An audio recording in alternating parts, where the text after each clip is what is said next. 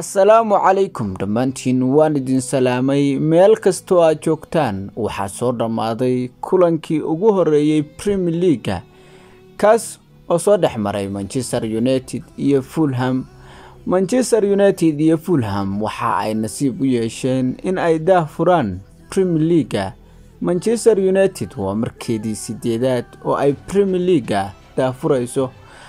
haddaba haddii aan u nimaano kulanku wuxuu ahaa mid aad u xiiso badan walow Manchester United ay ku dhibaatootay half time-ka hore ay gool dhaliso hase ahaatee half time-kii dambe dhamaadkiisii ayay guusha dhalisay sagsaaka xidiga Netherlands ee dhawaan Manchester United ay AC Milan ka soo gadatay caaway bedel ayuu ku soo galay kaas oo gool qurux badan u dhaliyay Manchester United 3 dhibcoodna u hooyay.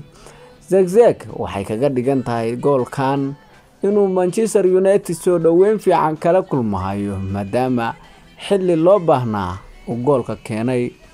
haddaba haddii aan u nimaano Fulham waxay ahayd mid markasta weerar keenta hase ahaatee waa ay ka faa'iideysan weyday walow Manchester United laftirkeedu ay weerar badnayd hase ahaatee halkii Janis ee Zagzag u helay ayuu ka faa'iideystay. haddaba kulankan wuxuu ahaa kii Premier League ugu horeeyay ee sanadan 2024-2025.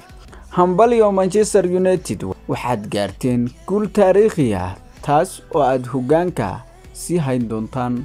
dhammaantiin waxaan ka codsanayaa inaad muuqaalkan like saartaan follow soo tiraahdaan sidoo kale YouTube-kayga haddaad igala socotana inaad igu soo biirto oo ka mid noqoto bahweynta aan halkan ku saaxiibnay. magacaygu waa Bila Sports.